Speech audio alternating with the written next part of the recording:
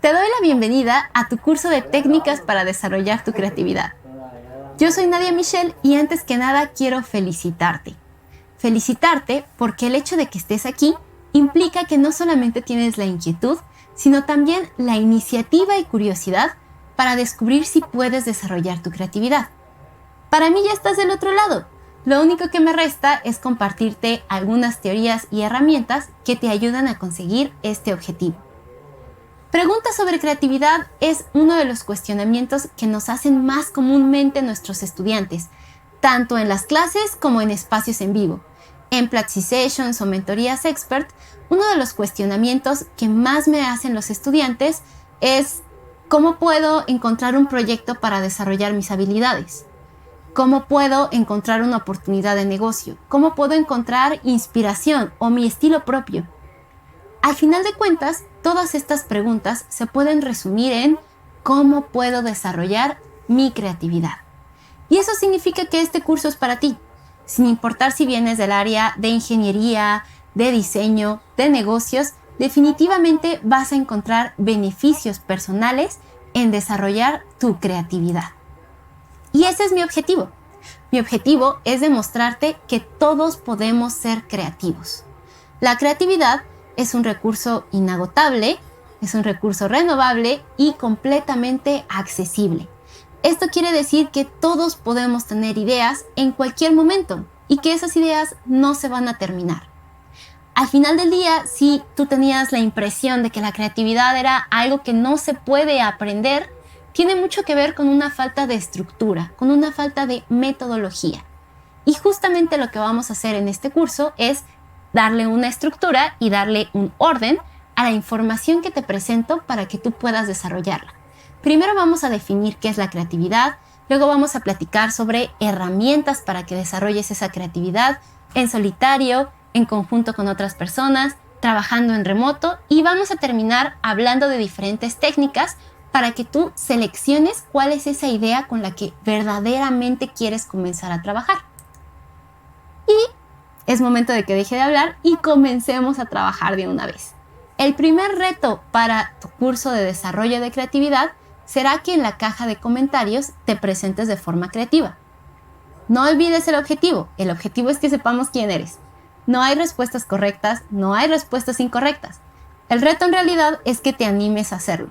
Te vas a dar cuenta a lo largo de este curso que la inactividad va a ser nuestro principal villano. Y de hecho, quiero invitarte a que desarrolles un diario de diseño, un design journal. Este diario quizá es una entrada en el foro de Platzi, quizá es una serie de threads en un tweet, quizá es un archivo en Google Drive. No importa realmente dónde decidas recopilar todos tus ejercicios, lo importante será que todos existan en un solo lugar para que al finalizar tu curso puedas compartir conmigo este diario y con muchísimo gusto te pueda compartir feedback al respecto de los ejercicios que estás desarrollando.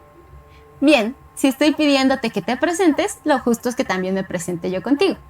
Mi nombre es Nadia Michelle, me encuentras como @nadimich en cualquier red social y quiero platicarte muy rápidamente cómo es que llegué al frente de este curso. Inicié mi camino estudiando literatura dramática y teatro en la Universidad Nacional Autónoma de México y después decidí cambiarme a animación y arte digital en el TEC de Monterrey. Tuve algunos trabajos relacionados con mi profesión y en algún momento tuve la oportunidad de que me ofrecieran específicamente un curso llamado Creatividad y Diseño. Al enfrentarme al temario me di cuenta que eran una serie de ejercicios inconexos que quizá o quizá no ayudaran a los estudiantes a desarrollar su creatividad. Me pregunté si había alguien que supiera cómo enseñar la parte de creatividad. Empecé a buscar en internet, me encontré con la Universidad de Stanford, específicamente la Escuela de Diseño, donde conocí a Tina Seelig. Tina Seelig es la directora del Laboratorio de Ingeniería y Negocios, y ella escribió un libro que quiero presentarte llamado Ingenious. En este libro, ella habla de una metodología con la cual enseñar qué es la creatividad. Le tengo mucho cariño porque fue mi primer acercamiento a hablar de creatividad en términos académicos. Pero mi búsqueda no se terminó ahí, seguí buscando y me encontré con una maestría en el Instituto Nacional de Bellas Artes que se llamaba Creatividad para el Diseño. Ingresé, aprendí muchísimo sobre creatividad, aprendí sobre diseño, diseño estratégico, experiencia de usuario, y fue así como encontré a Platzi. Actualmente me integré dentro del equipo de educación y eso fue lo que me trajo a estar al frente de este curso de creatividad. Mi primera inquietud fue definir qué era la creatividad. Si quieres conocer más sobre esta investigación, acompáñame a la primera clase.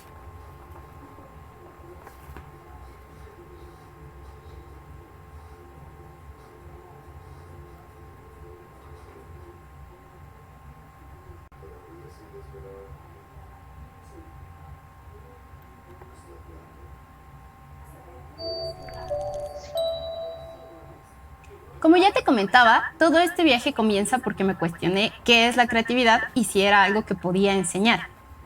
Generalmente cuando me pregunto qué significa algo, lo que hago es ir al diccionario. En este caso fui a la Real Academia Española, que es mi diccionario de preferencia, pero la realidad es que me dejó bastante decepcionada. Las acepciones que nos regala son cosas como la creatividad es la facultad de crear o creatividad es la capacidad de creación. Hay un montón de cosas malas con esta definición, pero a mí la que más me alarma es que entonces pareciera que la facultad de crear o esta capacidad de creación está solamente como una posibilidad real para criaturas que son mitológicas o que no estamos seguros de que existan. Pero no pareciera ser una definición para las personas. No es como que yo me sienta un ser con la capacidad de crear cosas. Afortunadamente, hay un montón de académicos a lo largo de la historia que sí han buscado generar una definición útil y con la que podamos trabajar de lo que es la creatividad.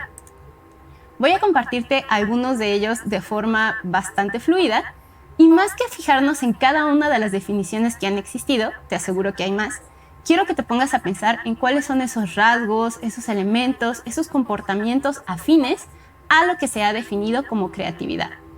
Comenzamos a finales de los 1800, donde todavía se creía que la creatividad tenía que ver con un genio heredado. Incluso se estudiaba desde las ciencias naturales. Ya después, más o menos en 1930, llega Vygotsky y él nos empieza a hablar de que la creatividad comienza en la infancia con la imaginación, durante la adolescencia se va a ir alimentando de lo que es el conocimiento, de lo que es la capacidad de razonamiento, y que no es sino hasta la madurez del individuo donde podemos hablar de que tiene una capacidad creadora. Ya estamos hablando de, él le llama el mundo interior incluso. Posteriormente, en 1931, un año después, Robert Crawford dice, bueno, si ya definimos que todos tenemos esta capacidad creadora en mayor o menor medida, significa que entonces la podemos desarrollar. Y empieza a apuntar cosas como la intuición o la capacidad para resolver problemas, como ciertos rasgos que podemos ir desarrollando en personas que estamos buscando que tengan esta creatividad. Después, para 1960, cuando estamos empezando a hablar de agencias de publicidad, de marketing y todos estos temas, McKinnon va a decir, está muy bien que queramos desarrollarla, pero yo tengo prisa. Yo quiero saber cuáles son los rasgos que tienen las personas que generalmente tienen más facilidad para las empresas creativas. Entonces ahí empezamos a hablar de originalidad, empezamos a hablar de fluidez, de adaptabilidad, y él lo que está buscando es, está bien que las desarrollen, pero yo quiero saber a qué talento tengo que buscar. Para 1954 me gusta mucho la definición de Rogers porque se alinea muy bien con lo que es la misión de Platzi. Él habla de actualizar las potencialidades. ¿Esto qué tiene que ver? Tiene que ver con la autosatisfacción que nos da ser mejores en algo que de por sí nos gusta. Y eso tiene mucho que ver con la creatividad, aunque hay otros aspectos que hay que incluir.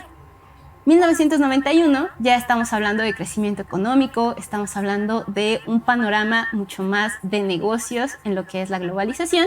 Y entonces llega Sternberg y dice, la creatividad no es útil hasta que no me esté generando un nuevo producto. Ahí es donde se introduce la palabra producto.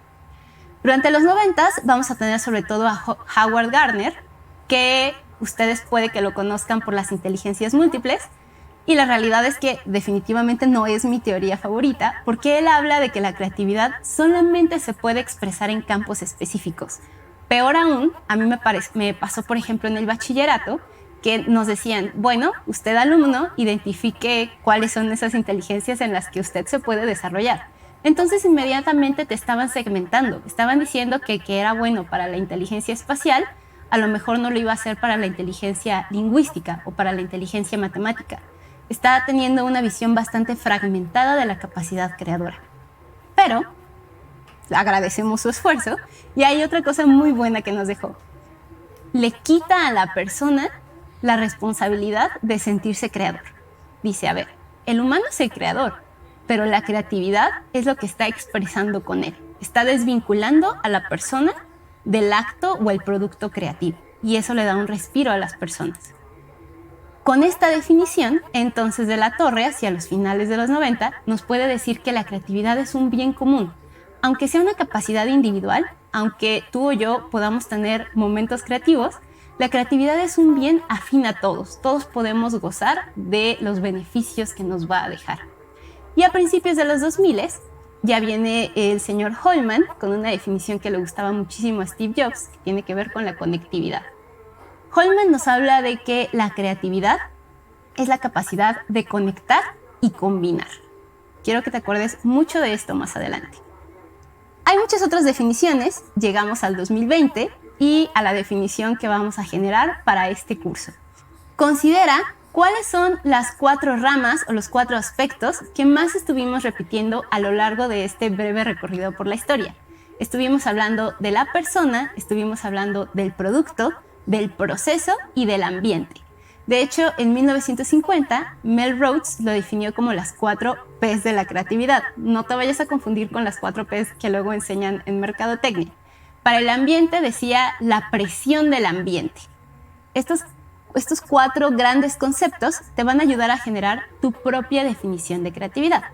Y quiero que esto lo dejes en tu diario de diseño y en los comentarios. ¿Cómo vas a definir tú lo que es la creatividad para ti? De mi parte, la definición con la que puedo dormir tranquila es pensar que la creatividad no es más que tener buena memoria asociativa. La capacidad de traer diferentes estímulos que has tenido a lo largo de tu vida y a lo largo de tus experiencias y poderlos combinar de forma productiva. Tomando esto en cuenta, hay una primera habilidad que me interesa muchísimo que tengas bien clara. Es la capacidad de observación y la vamos a ver en la siguiente clase.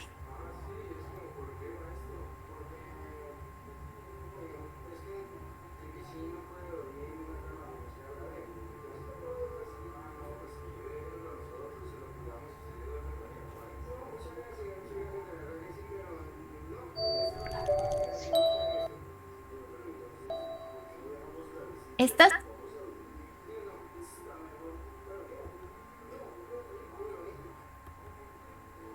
prestando atención? La habilidad que vamos a revisar en esta clase es la observación. Aquí te estoy dejando una slide en blanco y esto es completamente a propósito. Quiero que te detengas un momento a pensar en tu capacidad de observación. No estoy hablando de ver, no estoy hablando de mirar. Estoy hablando verdaderamente de observar. Y es una habilidad que tenemos ya bastante descuidada últimamente. En general, hay 3 problemas o 3 características que nos impiden observar verdaderamente lo que estamos percibiendo con nuestros sentidos. La primera es la anticipación, la segunda es la altura de los ojos y la tercera va a ser lo esperado. En anticipación, te traigo el ejemplo de Nemo. Corre a ver la película si no la has visto porque estoy a punto de lanzar un spoiler de las primeras escenas. Ok, Nemo tiene una pequeña discapacidad en una de sus aletas, es más pequeña que la otra, y el señor Raya, que es su profesor en el jardín de peces, los va a llevar a todos de viaje al arrecife. Pero tiene sus dudas con Nemo precisamente por esta discapacidad. Lo único que está ocurriendo aquí es que el señor Raya, por sus prejuicios, está asumiendo y está anticipando ciertos comportamientos o ciertos eventos que podrían ocurrir con Nemo en vez de observar verdaderamente al personaje y conocerlo por quien él es. En la segunda, cuando hablo de la altura de los ojos, en realidad me estoy refiriendo a la perspectiva. Para este ejemplo, te voy a dejar en la pestaña de recursos un video llamado Johnny Express. De nuevo, sin caer en spoilers, vas a ver cómo, dependiendo de algo tan sencillo como el tamaño o el nivel en el que está viviendo esta persona, va a percibir las cosas de una forma diferente. Para que te des una idea, pasa lo mismo en películas como Bichos, como Ants o a los que les gusta Ghibli, Arrietty. La escala hace que cambie completamente cómo percibimos nuestro entorno. Piensa en lo que pasaba cuando eras pequeño. A lo mejor caminabas por tu casa y sentías que los espacios eran enormes. Ya cuando llegas a otra altura, percibes las cosas de una forma distinta. Esto está siendo una especie de filtro en tu capacidad de observación. Por último, tenemos lo esperado. Les prometo que es la única slide en la que tengo tantos spoilers. Aquí el ejemplo viene de Toy Story 3, donde nos presentan a un personaje que es un oso de peluche. ¿Qué esperas de un oso de peluche? Esperas que sea tierno, que sea amigable, lo quieres abrazar, quieres que sea tu mejor amigo. Y justamente Pixar en esta película está utilizando todos estos filtros y problemas de observación a su favor. Porque lo esperado de este oso, pues no va a ser la realidad. Ve a ver la película para que sepas en qué termina esta historia. Si estamos hablando de observación, quiero compartirte este video en el que tenemos simplemente a una persona en el tren suburbano, en el tren subterráneo, como le llamen en tu país, y está simplemente, vamos a ver que está tocando su violín un día en la mañana, y esta persona, aquí el spoiler, no es cualquier persona, es Joshua Bell. Es uno de los violinistas más famosos en el mundo actualmente. Sus conciertos se venden en miles. Y como ustedes pueden ver en el video, son pocas las personas que realmente se están deteniendo a verlo. Es como si fuera un simple amateur. No es como que digas, wow, es Joshua Bell. Hay que detenernos a observar y experimentar su concierto. No significa que sea menos virtuoso, no significa que en realidad sea un charlatán, simplemente el entorno y las trampas nos están diciendo, es un artista que solamente consigue tocar aquí, seguramente no vale la pena que nos detengamos. Fíjense cómo nadie se está deteniendo. ¿Qué sucede?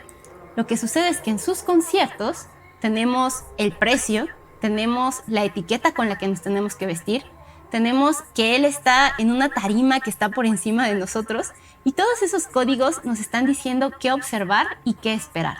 De nuevo hablamos de anticipación, hablamos de altura de los ojos, está por encima de nosotros y hablamos de lo esperado. Si está en un concierto y ya pagué mi dinero para venirlo a ver, tiene que ser alguien bueno. Fíjense cómo esta capacidad de observación tenemos que controlarla para realmente poder tener todos los insumos necesarios para las actividades creativas. La observación es entonces búsqueda activa. No es solamente que andes por ahí viendo a ver qué ves, tú tienes que decidir qué quieres observar. Entonces, si eres un artista visual, a lo mejor estás observando el uso del color en la naturaleza. Si estás trabajando con diseño de experiencias, quieres observar el comportamiento de las personas. Tiene que tener un objetivo esta observación. Es un proceso atento. Requiere que realmente estés enfocando tu atención a ese momento. Es participativo. De nuevo, regresamos al ejemplo de los diseñadores de experiencia. No es suficiente con que, pues, a ver qué hace mi usuario y ya. Por eso están las entrevistas, porque voy a participar, porque voy a empujar el entorno para ver qué más puedo observar. Es estructurada, les decía, tengo un objetivo, tengo ciertos elementos que voy a utilizar y quiero lograr algo. Hay unos rieles, hay un camino que yo voy a seguir para mi observación. Puede haber observación participante, observación no participante y muchas otras que te invito a revisar en el curso de Big Data o en el curso de User Research. Los vamos a dejar en los recursos. Es analítica y comparativa. No nada más estoy observando, sino que estoy buscando entender qué significó eso que observé. Y comparativa lo voy a comparar con otras situaciones. Ahí es donde realmente puede empezar a existir el aprendizaje. Regresemos al ejemplo visual, cómo se ve la luz, cómo se ven los colores en un lugar en la mañana y cómo se ven esos mismos elementos en ese mismo lugar, pero en la tarde. Aquí les pongo la foto o la imagen tanto de un comediante como de un mago. Es un mago de película, pero sigue siendo un mago. Son dos personajes en los que ustedes pueden pensar como grandes observadores. Están utilizando esa capacidad de observación para generar un efecto en nosotros. El mago sabe perfectamente dónde están esas trampas de la observación y las utiliza a su favor para distraernos y conseguir su objetivo. En su cambio, el comediante lo que hace es hacer observaciones sobre el cotidiano y sobre sí mismo para después hacerlas evidente o comunicarlas de una forma que son afines a todos y nos da risa. porque todos hemos hecho esa observación, pero nadie la había analizado y la había comparado de esa manera. Entonces, de nuevo, te invito a que revises cómo funcionan estos perfiles para que te llenes de nuevas herramientas. Vamos a continuar y quiero comentarte algo súper importante. El 90% de las cosas que tú has considerado como algo original, realmente no lo son. Simplemente no conoces la referencia. Por eso estoy compartiendo aquí este árbol. Todo viene de algún lugar. Si tú piensas en películas, en libros, en videojuegos, al final de cuentas se dice que solamente existen alrededor de 7 historias que estamos contando una y otra vez. Simplemente venimos alimentados de una referencia previa. Y aquí quiero recomendarte un libro que es Still Like an Artist de Austin Kleon, en el que él nos dice que tenemos que aprender a observar realmente como lo haría un artista. Y la realidad es que los artistas observan de una forma muy similar a como lo hacen los ladrones. ¿Qué tienen en común? Imagínate que eres un ladrón. Entras, te robas algo y te lo vas a llevar. No pueden ser demasiadas cosas porque tienes que escaparte. Entonces, solamente te vas a llevar algunas pocas cosas que para ti tienen un gran valor. Ocurre lo mismo con los artistas. Cuando tú estás en la escuela de arte, te enseñan un montón de técnicas, te dan todos los fundamentos teóricos, te enseñan la historia del arte. Pero lo que va a empezar a ayudarte a definir tu estilo personal y particular es que tú tomes la decisión de entre todo ese abanico de posibilidades, qué es lo que resuena más contigo, qué es lo que tiene sentido con tu camino y con tu percepción personal. Siendo muy, en México le decimos muy picky, siendo muy exquisito con las cosas que te quieres llevar, va a ser más fácil que tú puedas empezar a observar y a desarrollar tu propia línea discursiva. Aquí te pongo el ejemplo de una herramienta que se llama My Mind, la encuentras como mymind.com, pero es un ejercicio que también vas a hacer en este curso y lo puedes hacer con Pinterest, lo puedes hacer con boards de Instagram, lo puedes hacer incluso en Google Drive. Incluso si tienes un corcho grande en tu recámara y quieres todavía ponerte a recortar las fotografías y pegarlas, puedes hacerlo. Aquí te estoy poniendo el ejemplo entonces de una serie de recursos y de imágenes que a mí me gustan mucho y resuenan mucho conmigo, a nivel cromático, a nivel de disposición. Y en la parte de abajo te pongo 3 de los ejemplos que yo he desarrollado en el último año y puedes ver cómo los colores se parecen, cómo el estilo e incluso la narrativa de las piezas es similar. Llenarte de estas referencias te va a ayudar a ti a generar tu propio estilo particular, que a final de cuentas es como uno de los primeros chispazos de lo que vamos a tener como creatividad. Entonces, como ya te habrás dado cuenta, tu reto para esta clase va a ser que tú desarrolles tu propio árbol de referencias. Como te decía, utiliza cualquiera de las herramientas que ya te recomendé. Si conoces alguna otra, increíble, déjala en los comentarios para que los demás también podamos utilizarla. Y quiero saber eso, quiero saber quiénes son tus referentes, quiénes son esas personas que a ti más te inspiran, incluso si no es desde el punto de vista artístico, si eres a lo mejor un desarrollador, quiénes son otros desarrolladores a quienes tú admiras. Y todavía mejor, trata de identificar estos otros desarrolladores a quien admiran a su vez. De esta forma puedes empezar a indagar y a conocer más de algo que podemos llamar tu árbol genealógico de referencias.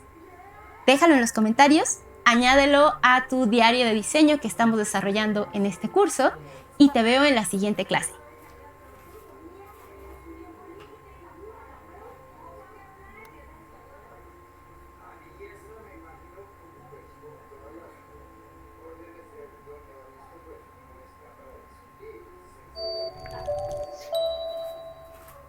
Ya te inspiré un poquito, ya estás listo para sentirte como todo un genio creativo, pero quiero que te detengas un momento antes de que nos arranquemos a que pienses en cuáles son las características y cualidades de este genio creativo que muchas veces nos encontramos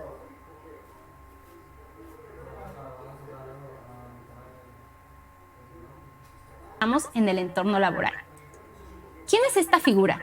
Generalmente es el que puede ir vestido como quiera a la oficina, cuando íbamos a la oficina, es el que es la persona cool, la persona desenfadada, la persona relajada, la persona que a lo mejor no es necesario que esté todas las horas en la oficina porque tiene sus propios momentos creativos.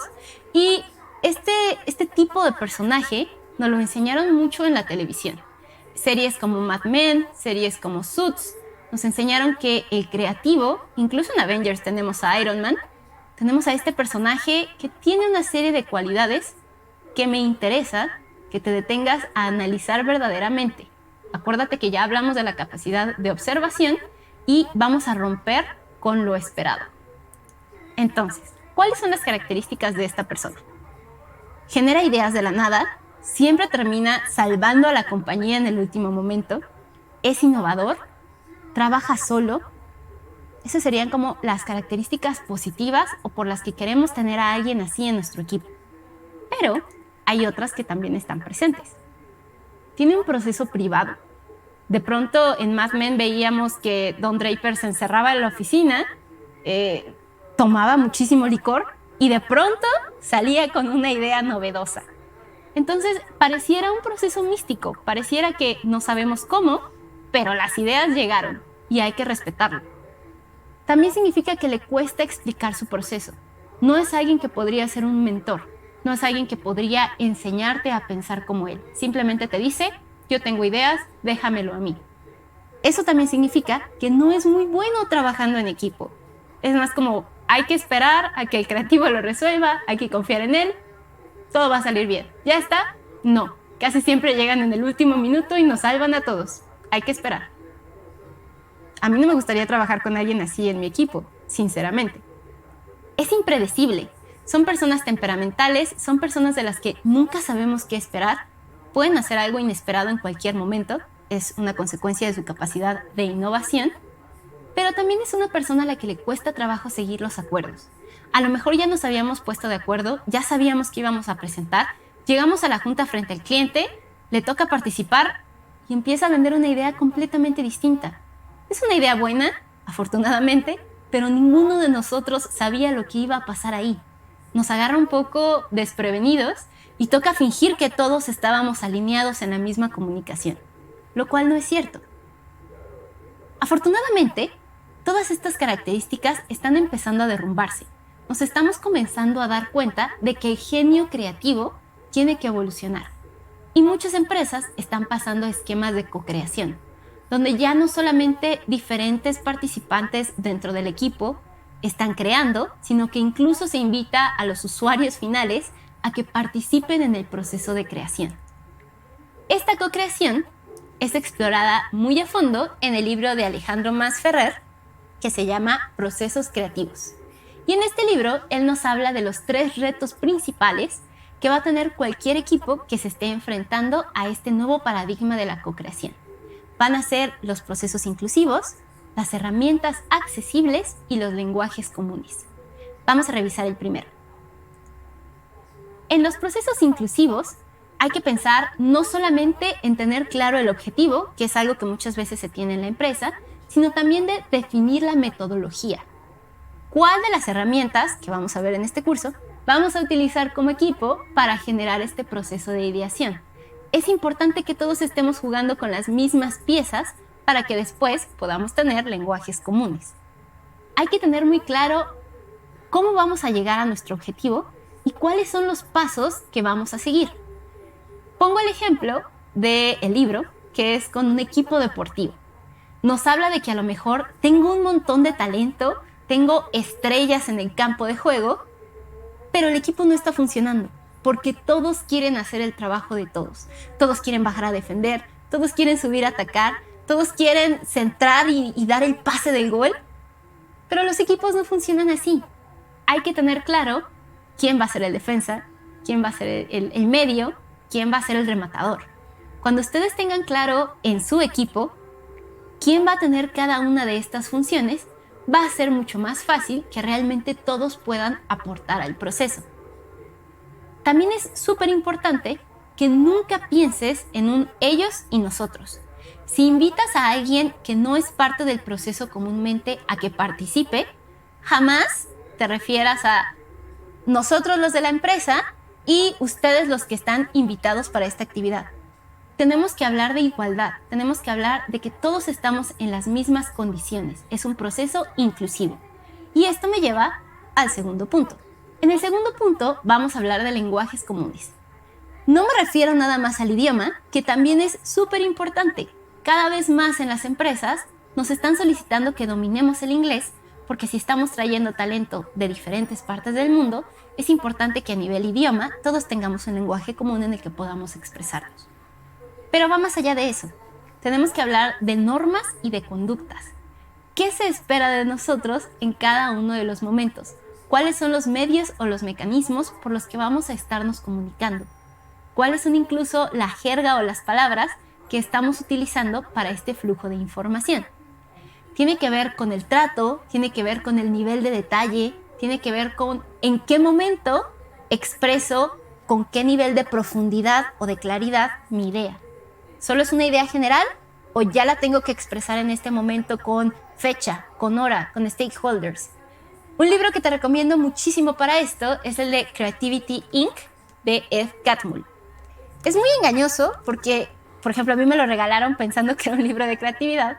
Cuando lo empecé a leer me di cuenta que no. En realidad es un libro donde Ed Catmull nos habla de manejo de grupos y da muchísimos ejemplos de cómo ellos han ido derrumbando ciertos patrones poco útiles que tenían y han ido generando más espacios de lenguajes comunes y procesos inclusivos.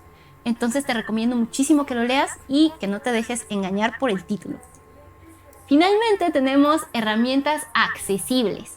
Y esto se me hace súper interesante. En español tenemos muy arraigada la palabra accesible como barato, como poco procesado. No es el caso. Accesible significa que todos pueden utilizarlo.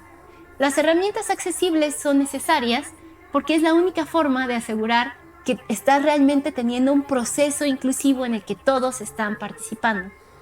De nuevo voy a poner el ejemplo con desarrollo visual. Estamos aquí en el equipo de marketing, todos platicando sobre la estrategia, cómo queremos que se vean los banners, y hay que poner pausa, dejar que el diseñador se vaya a Illustrator o a Photoshop a generar visualizaciones y que regrese para que todos veamos. No está siendo un proceso inclusivo. Sería mucho mejor que en el momento de la junta tengamos hojas, tengamos colores y enseñemos de manera burda qué nos estamos imaginando. Ahí sí estamos proponiendo que realmente todos tengamos igualdad de condiciones para comunicarnos. Una herramienta que me gusta muchísimo para hacer esto es Figma. Figma por eso es tan poderoso y tan interesante últimamente. Permite que los programadores, que los diseñadores, que la gente de manejo de producto tengan un mismo canal y un mismo programa que además es directamente basado en la web, desde el cual pueden comunicarse y comenzar a trabajar. También te dejamos en la pestaña de recursos la liga para el curso de Figma. Bueno, ya hablamos entonces de la capacidad de observación, ya definiste en tu journal qué es para ti la creatividad, ya hablamos de que es importante que no creas, a pesar de los superpoderes que puedas desarrollar en este curso, no creas que tu genio creativo es suficiente, hay que aprender a crear con los demás, pero es momento de que hablemos del gran proyecto que vamos a desarrollar en este curso. Si es el curso de creatividad, obviamente no te puedo proponer solamente una salida.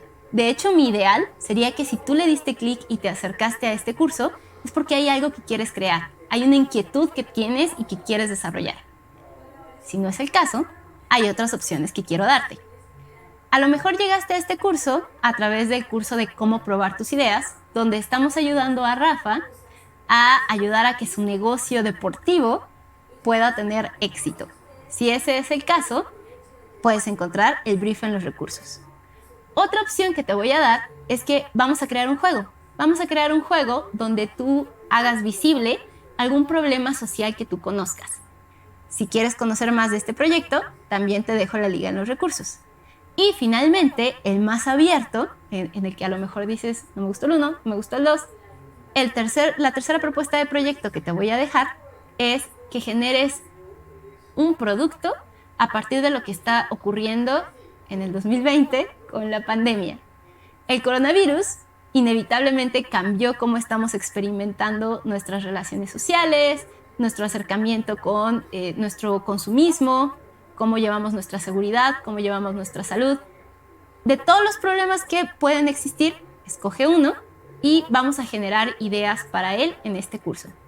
Si no sabes cómo encontrar tu problema, te invito a que vayas al curso de solución de problemas que también vas a encontrar en los recursos, donde te enseño a definir un problema en específico.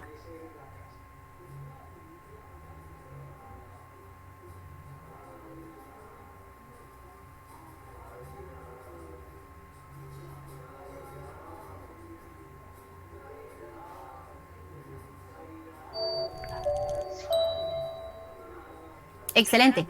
Es momento de que ahora sí comencemos a explorar los distintos elementos que conforman la creatividad.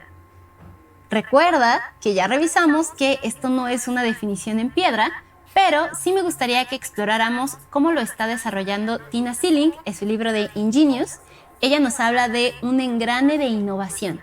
Y este engrane de la innovación va a tener 3 elementos internos y 3 elementos externos que nos ayudan a conformar y alimentar la creatividad. Vamos a comenzar entonces por la imaginación.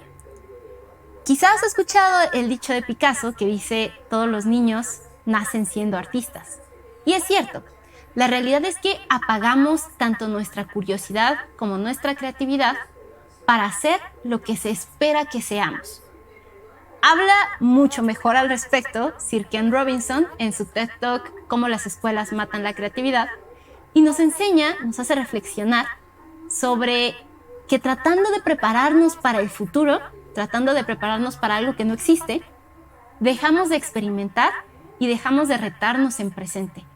Este cartón es bien interesante justo por eso. Lo que está pidiendo el examinador es que para tener una selección justa, todos los participantes van a intentar subir el árbol.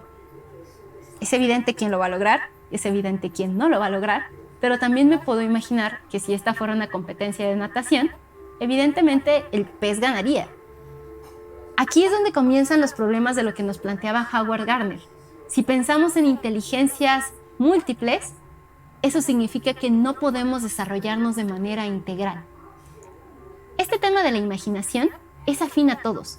Quizá como consecuencia de todo este desarrollo, tú creas que no tienes muy buena imaginación, pero sí la tienes. Prueba de eso es que sigues vivo. Déjame explicarte por qué. De pequeños, sentimos que nuestra imaginación es muy prolífica, porque recurrimos a ella para darle sentido a aquello que no podemos comprender todavía. Si no lo quieres pensar con niños, piénsalo con civilizaciones. Si tú regresas al antiguo Egipto o a la mitología mexicana o a la mitología griega, generábamos a través de nuestra imaginación la figura de estos dioses que estaban controlando lo que estaba ocurriendo. Entonces, si sufrías de alguna injusticia, decías: es que la justicia es ciega. Si de pronto comenzaba a llover, decías: Tlaloc está enojado. Estábamos buscando darle sentido a todo aquello que a un nivel de conocimiento todavía no podíamos comprender. ¿Y por qué te digo que si sigues vivo significa que tu imaginación te ayudó?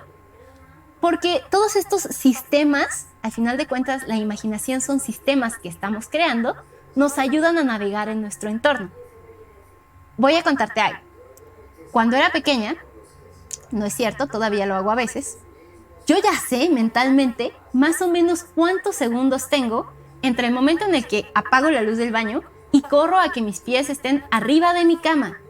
Es una cantidad de tiempo bien específica y yo sé que esa cantidad de tiempo es lo suficiente para que ningún ente sobrenatural me ataque o me haga algo malo. En realidad es un reflejo a nivel biológico de que como mamífero, y un mamífero que se desarrolló hacia otro lugar, sé que no veo bien en la oscuridad. Eso significa que es peligroso y tengo que estar en un entorno seguro pronto, es decir, mi cama. De esta misma forma, todos controlamos lo que está más allá de nosotros a través de estos sistemas.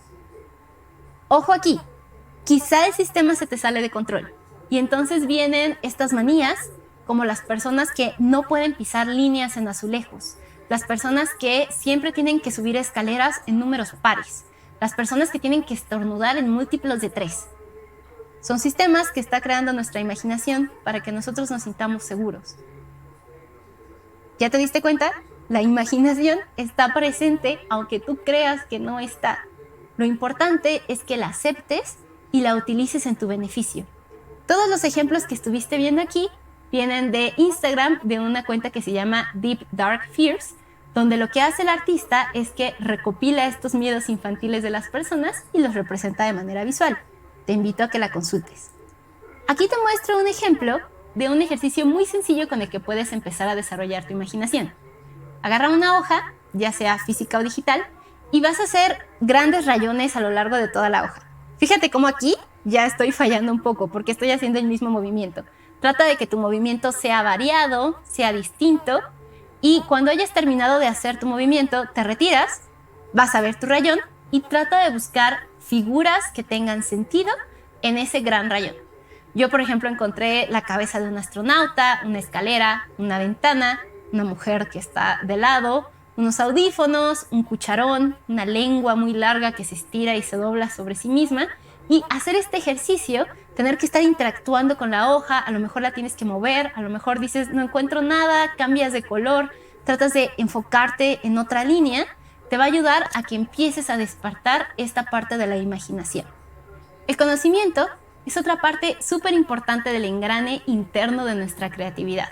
Ya hablamos de imaginación, pero ahora tenemos que ver con qué se va a alimentar todo este conocimiento. Voy a dejarte un reto muy pequeño, simplemente de conocimiento. Dime en los comentarios quién fue quien dijo esta frase. Si he visto más lejos, es porque estoy sentado sobre los hombros de gigantes. No te voy a decir, estoy segura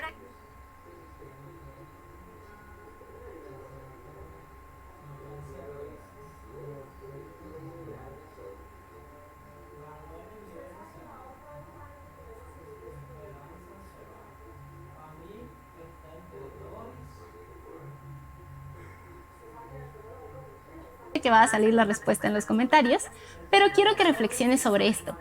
A final de cuentas, muchos de los grandes descubrimientos que hemos tenido en la humanidad ocurren ya cuando las personas tienen 15 o más años.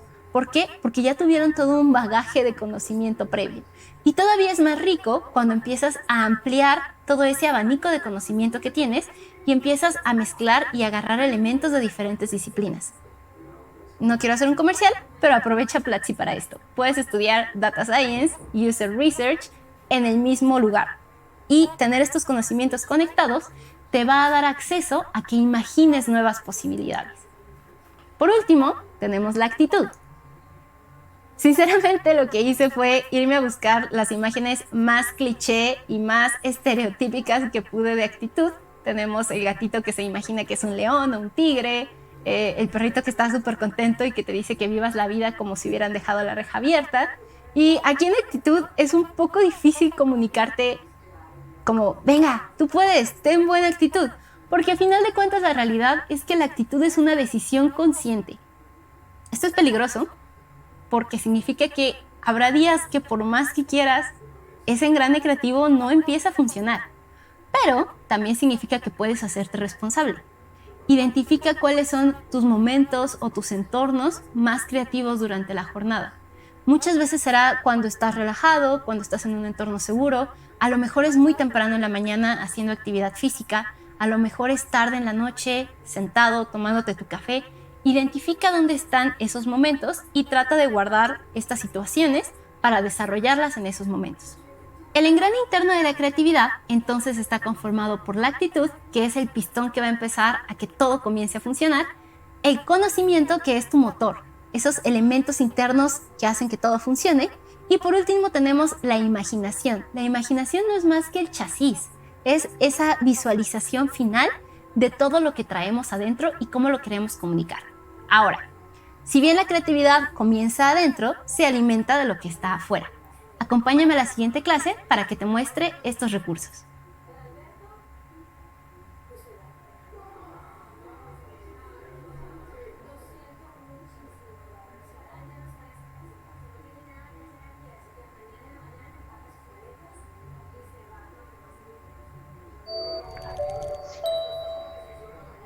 Ya revisaste en la clase pasada cuáles son los 3 elementos con los que puedes empezar a desarrollar tu creatividad de forma personal. No te voy a recordar cuáles son, déjame en los comentarios cuáles son, quiero revisarlo. Lo que vamos a hacer ahora es revisar cómo se alimenta esa creatividad de los elementos que están a nuestro alrededor. Vamos a hablar de recursos, vamos a hablar de hábitats y vamos a hablar de cultura.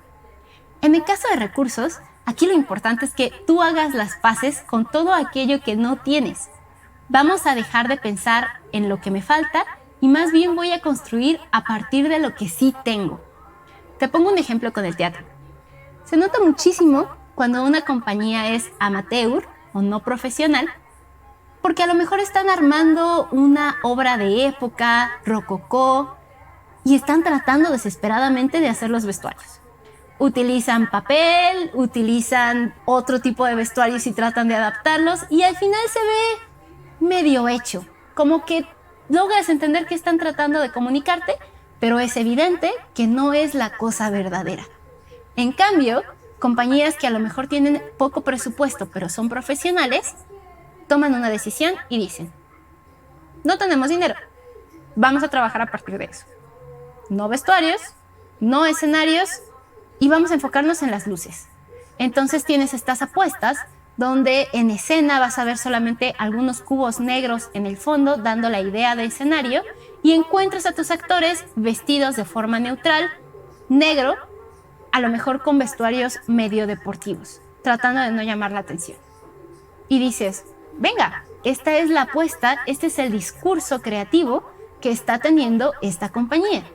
Están creando a partir de lo que sí tienen, en vez de estar tratando de convencernos de que algo que no tienen existe. Entonces, haz las paces, por favor, con todo aquello que no tienes y deja de desearlo. Trabaja con aquello, aunque sea muy poquito, trabaja con aquello que sí tienes. Vamos a continuar con la idea de hábitats. Hábitats responde a dónde estás. Y no solamente me refiero al espacio físico, también estoy hablando del espacio temporal. ¿En qué momento estás viviendo? ¿Cómo va a ser la jugada? ¿Cómo va a ser el movimiento a través del espacio y el tiempo mientras estás desarrollando tu idea? También va a definir mucho. En el caso, por ejemplo, de los cursos, dependiendo de la hora del día, es como vamos a definir nuestra jornada. Tenemos que adaptarnos al hábitat de grabación que tenemos. Y por último, tenemos la cultura. ¿Qué te une a los otros? Cuando hablamos de cultura, vamos a empezar a generar estos puentes, estos espacios de comunicación donde nos reunimos con otras personas.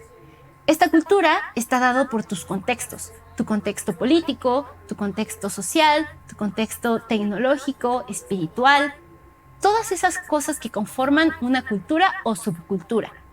En el caso de México, les pongo mucho el ejemplo. Si yo digo, acérquese y coma sus ricos y deliciosos, los mexicanos podrán completar esto en los comentarios. En el caso de Colombia, si yo digo arroz con... ustedes saben cómo termina esa frase. Y a lo mejor alguien que no pertenece a esa cultura no tiene ni idea de qué le estoy hablando, pero es todo ese subconsciente colectivo que nos une como mexicanos, que nos une como colombianos, que nos une como personas a las que les gusta algo en específico. La cultura entonces también va a ser una fuente inagotable para que tú empieces a tener tus propuestas creativas. Ya revisamos entonces los 3 elementos internos, imaginación, conocimiento y actitud. Ya tienes los 3 elementos externos que te van a alimentar, tus recursos, tus hábitats y tu cultura. Con todo esto junto, vamos a ir a hacer nuestro primer ejercicio guiado en la siguiente clase.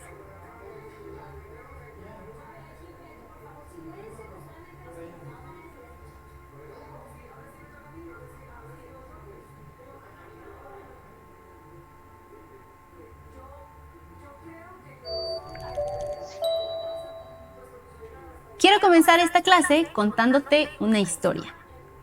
Era el año de 1990 y a Philips le estaba yendo muy mal.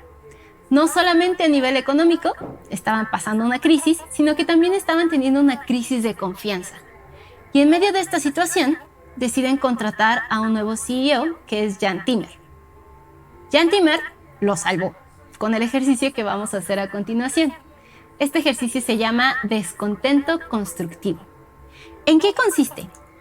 El descontento constructivo va a partir de que tú eres tu mejor crítico porque tú eres quien se experimenta a sí mismo y en relación con su entorno. Es decir, no solamente a nivel racional puedes conocer el problema, sino también como experiencia de usuario, a nivel emotivo. Un gran ejemplo de esto nos lo presenta Don Norman en el libro Design of Everyday Things. Ese no lo tengo en físico, ya evolucioné y ahora trato de leer más en digital. Y en este libro, Don Norman nos cuenta de una historia que le ocurre mucho con las puertas. Dice, yo soy pésimo identificando qué puerta tengo que empujar, qué puerta tengo que jalar, cuando es una puerta giratoria y siempre termino haciendo el ridículo. Entonces, a través de esa observación y de esa crítica que él puede emitir, porque tiene tanto el razonamiento como la experiencia de hacer el ridículo con las puertas, es que él puede empezar a proponer cómo debería de diseñarse entonces una puerta a nivel de diseño. Otro ejemplo muy bueno lo vas a encontrar en Ruined by Design, se traduciría como destruido por el diseño, de Monteiro. En este otro libro, lo que encuentras son críticas sobre el uso de muchas de las plataformas que tú y yo utilizamos. A lo mejor nos habla de Twitter, nos habla de Airbnb y nos enseña cómo a través de esta experiencia de usuario que nosotros tenemos, somos los mejores para generar insights sobre cómo debería de funcionar eso. Vamos entonces a poner las características del ejercicio. Vas a generar una evaluación crítica, balanceada. Por favor, no te pongas como Monteiro y te tires al piso y creas que todo va a estar mal. Todo va a estar bien. ¿Por qué? Porque esta crítica va a ser constructiva y personal. Es un ejercicio que vas a hacer contigo mismo. Entonces, quiero pedirte que en este momento hagas una pausa y te detengas a pensar en un problema específico que a ti te moleste. Sí es importante que pensemos en algo que te esté causando una reacción a nivel emotivo, algo que te cause disgusto, algo que te cause enojo, algo que te cause frustración. Que digas, ¿por qué sigue pasándome esto? ¿Ya lo tienes? Excelente. Vamos a trabajar con eso y con esta herramienta que te estoy dejando en el toolkit. De nuevo, lo puedes encontrar en la pestaña de recursos. Te voy a ayudar a lo largo de ciertas preguntas a que tú llenes este ejercicio de descontento constructivo. Lo que hizo Jan Timmer fue que insertó la narrativa del problema en la narrativa de una película, para que la gente tuviera cierto distanciamiento con el problema y lo pudiera analizar de una forma más tranquila. Si estamos hablando de una película, lo primero es identificar el género y la trama. ¿Qué es el problema? El problema es un tope, el problema es un impedimento, el problema es que no se está consiguiendo algo. ¿Y cuál es la trama? Si tú me tuvieras que decir en una descripción muy corta cuál es el problema, describirlo, esa sería tu trama. Entonces piénsalo como el título y la descripción de tu problema. Posteriormente vamos a pasar a los personajes. ¿Quiénes están participando en este problema? Y aquí acuérdate que no todos los personajes en las películas tienen la misma importancia. Tenemos a los personajes protagónicos, tenemos a los personajes secundarios y por último tenemos algunos personajes circunstanciales que están participando en la película o en este caso en tu problema. Finalmente vamos a hablar de lo bueno, lo malo y lo feo. En cada momento de tu experiencia, ¿qué te está realmente despertando ciertas emociones? No todo es malo. Si es un problema es porque es importante para ti. Si es importante para ti, es porque había algo bueno de inicio. A lo mejor te acercaste a este producto, a esta experiencia, a este servicio, tratando de solucionar algo. Había esperanza, eso es algo bueno. Pero el problema, lo malo, ocurrió después. ¿Y qué es lo feo? ¿Qué es lo que te llevó a seleccionar este problema de entre todos los problemas que tú podías haber utilizado para este ejercicio? Con esto, ya puedes generar tu ejercicio de descontento constructivo. Acuérdate que estamos poniendo en la mesa todos los elementos que ya revisamos del engrane creativo, pero hay más. En la siguiente sección te voy a hablar de marcos de referencia, te voy a hablar de conecta y combina y finalmente vamos a llegar al siempre conocido brainstorming. Vamos allá.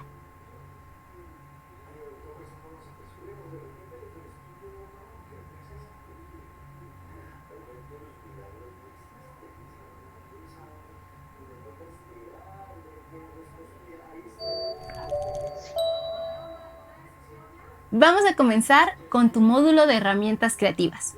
Y para iniciar, vamos a hablar de marcos de referencia. Quiero invitarte un momento a que reflexiones el día de hoy, si tuvieras que ir a Japón, ¿cómo lo lograrías? Bien importante que no te pongas en circunstancias que no son las tuyas. Tú, con tus circunstancias reales, ¿cómo le harías para llegar a Japón?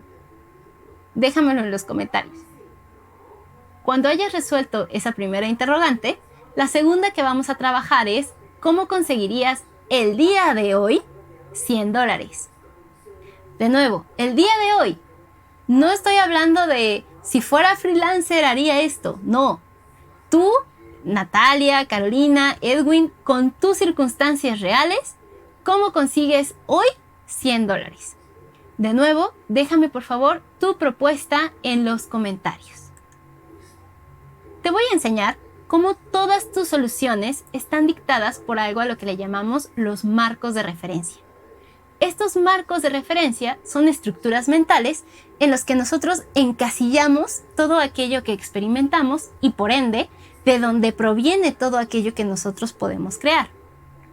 Estos marcos de referencia nos informan sobre lo que está entrando como estímulos a nuestra persona, pero el problema es que también nos limitan. Te pongo el ejemplo en esta imagen con las relaciones amorosas. Fíjate cómo nuestra cultura, nuestra educación, los medios a los que nosotros estamos expuestos durante nuestro desarrollo, nos van dictando ciertas reglas, nos van dictando ciertos códigos visuales, de conducta, incluso de lenguaje, que van a ocurrir cuando nosotros nos enfrentamos a una situación como esta.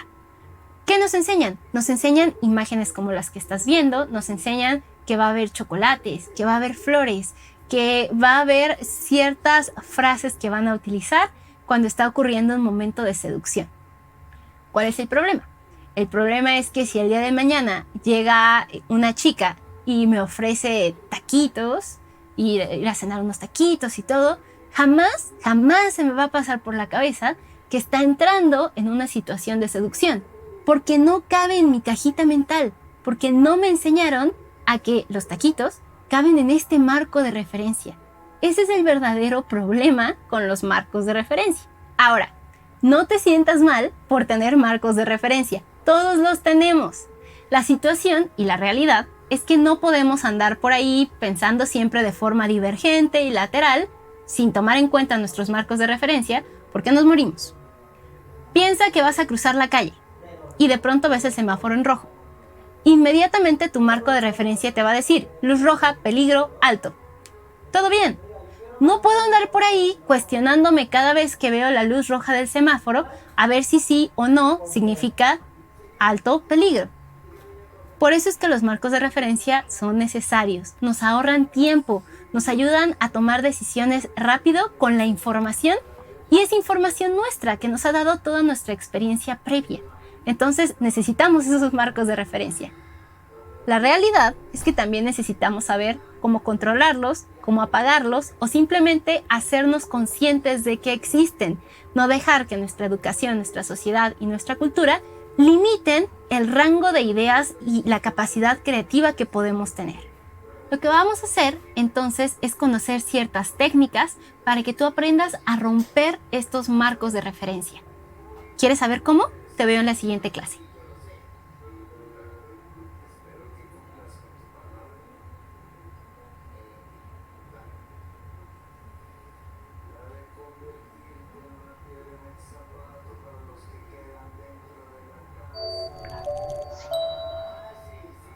Ahora que ya sabes qué son los marcos de referencia y que me gusta pensar que te convencí de no pelearte con ellos, son importantes para que sigas existiendo, sí vamos a platicar de cómo romper estos marcos de referencia cuando tú lo decidas, cuando vayas a entrar en un proceso creativo. Para esto, quiero mostrarte una técnica que ya revisamos en el curso de solución de problemas, y es cómo lo vería alguien más o What would Jesus do? Así que quiero invitarte a que antes de que arranquemos, regreses a ese ejercicio de cómo llegarías a Japón y ahora lo respondas desde cómo llegaría a Japón Batman. Batman es un personaje que tiene mucho más poder que tú. Entonces seguramente tiene otros recursos y tendrá ideas distintas. Para el ejercicio de cómo conseguirías $100 hoy, quiero que pienses como un villano. Puedes pensar como el Guasón. El Guasón tiene un marco de referencia en lo que tiene que ver con su moral y con sus principios, que espero sean muy diferentes a los tuyos. Entonces, de nuevo, pensar a partir de alguien completamente distinto a nosotros, incluso estamos pensando en personajes irreales, vamos a poder trabajar con marcos de referencias completamente distintos. Y aquí te traigo 3 ejemplos mediáticos donde podemos ver un problema desde un marco de referencia distinto. El primero es una película que seguramente casi nadie vio, que es El Rey León 1,5. En El Rey León 1,5 acompañamos a Timón y a Pumba a explorar qué ocurrió durante El Rey León 1, pero desde su perspectiva. Estamos viendo un problema que ya conocemos desde una perspectiva distinta. En el segundo es 302, o la segunda película de 300, se llamó Rise of the Empire, y en vez de trabajar con Leónidas en Esparta cuando grita, esto es Esparta, ya no estamos ahí, estamos trabajando con un marco de referencia más amplio, temporal y espacialmente. En vez de Esparta estamos pensando en Grecia, y en vez de el momento de esa batalla estamos pensando en qué pasó antes, qué pasó durante y qué pasa después. Es un mismo problema con un lente más amplio. Y en el tercero es El diario de Ana Frank, espero que lo conozcas, y estamos conociendo material histórico que es cercano a todos, que es la Segunda Guerra Mundial, pero desde la perspectiva de alguien muy específico y distinto a nosotros, es decir, una niña judía. Fíjate cómo a través de estos nuevos marcos de referencia podemos acceder a un material completamente distinto del original. Hay 3 elementos que nos van a ayudar a poder romper estos marcos de referencia y sobre todo ver las cosas como las vería alguien más. El primero es la empatía. Y para esta empatía te estoy compartiendo en los recursos algo que llamamos nuestro mapa de empatía. En este mapa de empatía, lo más importante es que tú siempre tengas conciencia de que no hay manera de que tú reemplaces el marco de referencia de la otra persona. Esta idea de ponte en los zapatos del otro tiene sus limitantes. Lo más importante es que tú aceptes que esos zapatos no son tuyos y que nunca van a ser tuyos. Es un otro, es una otredad que es distinta a ti. Tienes que aceptar eso. Una vez que tú puedas reconocer que no vas a poder comprender lo que está viviendo esa persona, entonces sí nos podemos acercar, explorar, analizar qué es aquello que sí alcanzamos a conocer o a visualizar de ese marco de referencia que es distinto al mío. Como te decía, te voy a compartir este recurso en los enlaces y lo importante es que tú puedas guiar y profundizar tu observación. Recuerda que ya hablábamos de esto en los fundamentos, donde vas a entender qué ve, qué siente, cuáles son esos estímulos que está percibiendo y cómo los está traduciendo de forma interna, qué está pensando, a qué conclusiones personales está llegando. De esta manera nos damos una idea. Acuérdate, es una idea. Nunca vamos a poder decir, claro, yo sé cómo se siente. Me imagino, alcanzo a darme cuenta que. Siempre hay que hablar y comunicarlo desde la limitante. Y esto nos va a ayudar a encontrar insights para poder avanzar con nuestra ideación. Además de la empatía, también tenemos la versatilidad. Aquí lo más importante es que confíes en tu capacidad de generar más de una idea. No te preocupes, no te enamores de tu idea y recuerda que no hay soluciones únicas. Hay muchas formas distintas de solucionar un problema, tantas como marcos de referencia tú conozcas. Hay que exponerte a escenarios diversos, es decir, piensa que tu idea va a pasar por la prueba de la hoja en blanco. La prueba de la hoja en blanco la utilizan mucho los dibujantes en Pixar. Diseñan un personaje, lo sueltan en una caja blanca y se imaginan cómo va a reaccionar ese personaje. Imaginemos a Woody en un espacio blanco, ¿qué haría? Exploraría, qué tan rápido se va a poner nervioso, se va a poner a cantar, se va a sentar a esperar, ¿qué va a hacer? Si tú tienes clara cuál es el centro de tu idea, puedes tener la versatilidad de poner a Woody, a tu idea, en donde tú quieras, porque ya sabes cómo va a reaccionar. Entonces yo puedo poner a Woody en un basurero incendiándose, puedo poner a Woody en una feria de juguetes, puedo poner a Woody en un museo y sé cómo va a reaccionar porque ya pasó el centro de la idea, ya pasó esa prueba de la hoja en blanco. La adaptabilidad implica que te enamores de tus restricciones. Te pongo un ejemplo. Si te digo, cocina algo, de pronto puede ser abrumador. Hay un montón de cosas que puedes cocinar. Pero si yo te digo, cocíname un postre, entonces ya tienes dos restricciones. Voy a cocinar un postre para esa persona. Todavía mejor si te digo, cocíname un postre caliente representativo de tu país. Entre más restricciones yo te dé, va a ser más fácil que tengas ideas específicas. Entonces, una forma sencilla de salirte de tu marco de referencia y cocinar el mismo postre de siempre es empezar a abrazar restricciones adicionales. Por eso es que tantos artistas visuales tienen temporadas y vemos ciertos años en los que se inclinan más por cierto color, por cierto tema. Tenemos gente de cine que hace una y otra película sobre el mismo tema porque está explorando una restricción. Entonces, hablamos de empatía, hablamos de versatilidad y adaptabilidad para que aprendas a romper tus marcos de referencia. ¿Quieres más técnicas? Acompáñame a la siguiente clase.